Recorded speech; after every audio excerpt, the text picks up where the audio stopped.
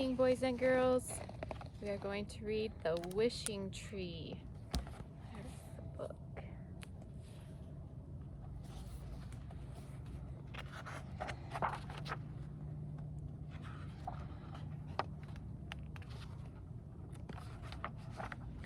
One frosty winter's night, a boy named Theo gazed down out his window. He was searching for twinkling lights or merry carolers, anything to remind him that Christmas was only 3 days away.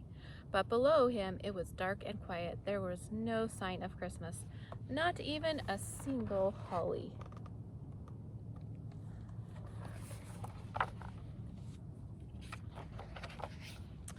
Theo looked at his letter to Santa, thinking. He crumpled up the letter, took out a fresh sheet of paper, and sat down. Instead of a list of toys, Theo wrote down just one wish. Theo signed the letter, climbed into bed, and drifted off to sleep. While he dreamed, the clock struck midnight. A gust of wind blew through the room and swept his letter out the window.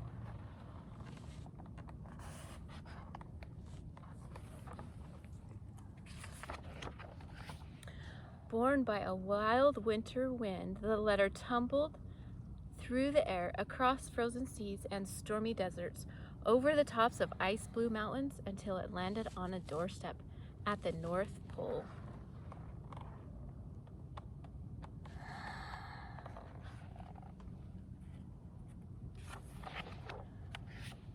The next morning, Theo woke to a world covered in snow. He put on his coat, jumped into his boots, and rushed outside. After he found his red wooden sled, Theo set off into the woods, excited to play in the fresh snow.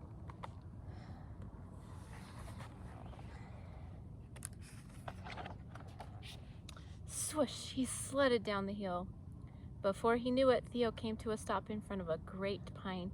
Its branches stretched up into the sky with needles so bright they seemed to glow. Property of the North Pole was carved into its trunk.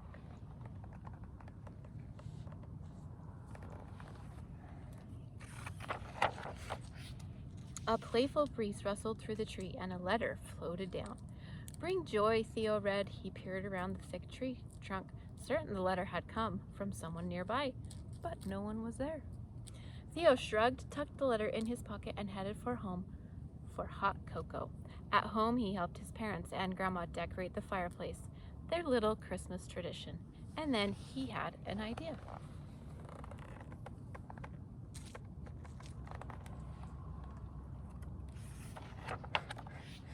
Theo ran and dug up a great big box filled with golden lights and shiny ornaments. He loaded it onto his sled. "Be right back, Mom," Theo shouted as he rushed out. As Theo strolled through the neighborhood, he draped Christmas lights from the trees and hung ornaments from the bushes.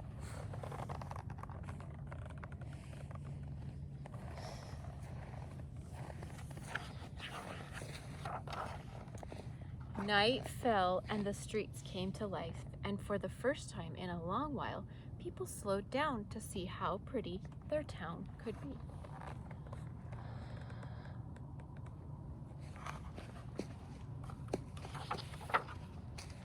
The next day, Theo somehow found himself by the grapevine again. Miraculously, as with the first, a letter drifted down. "Find harmony," it read. This time, Theo knew just what to do. That evening, Theo walked to his neighbor's house and knocked. When the door opened, he began to sing quietly at first. "Deck the halls with boughs of holly, fa la la la la la la la." His neighbors paused. Then she joined in.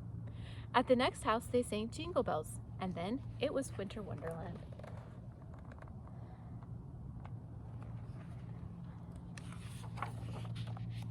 By the time Theo got to the last house, all of his neighbors had come together in song. Their voices rose rich and full of joy.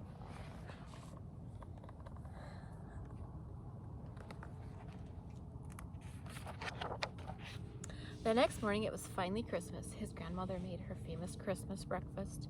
Theo couldn't wait to open his presents. Just as he was about to peek inside his stocking, his parents told him they had to go to work. They promised to be back in time for dinner. Suddenly, Theo's Christmas lights seemed to dim. His grandma knew it wasn't the lights, the singing, or even the gifts that made Christmas special. It was really about spending it with the people you loved. So she got an idea. Theo had already brightened the town so much. Maybe there was a way for the town to thank him. She picked up her phone and invited the townsfolk over for Christmas dinner.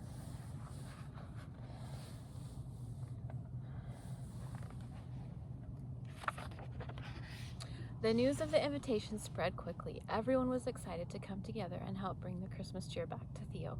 That night, neighbor after neighbor bustled into Theo's house, carrying platters filled with delicious food. Theo couldn't believe his eyes, and neither could his parents. The whole town was there.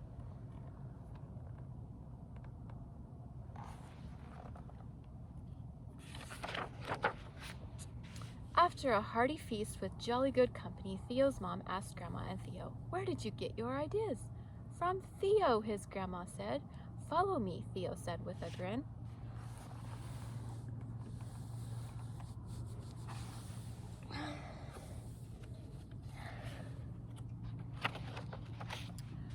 Theo led the town to the Great Pine. As people gathered around, the glowing tree filled the dark woods with soft, magical light. A small piece of paper drifted into Theo's hands.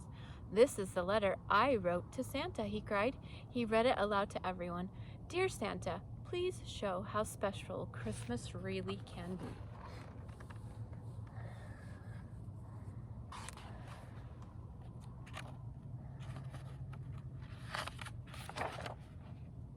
Thanks to Theo and the wishing tree, his Christmas wish came true.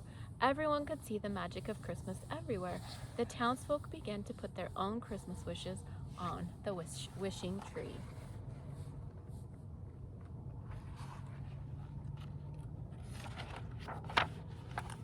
Theo couldn't wait until next year when he could continue his new holiday tradition of hanging the Christmas wish on the wishing tree with his family.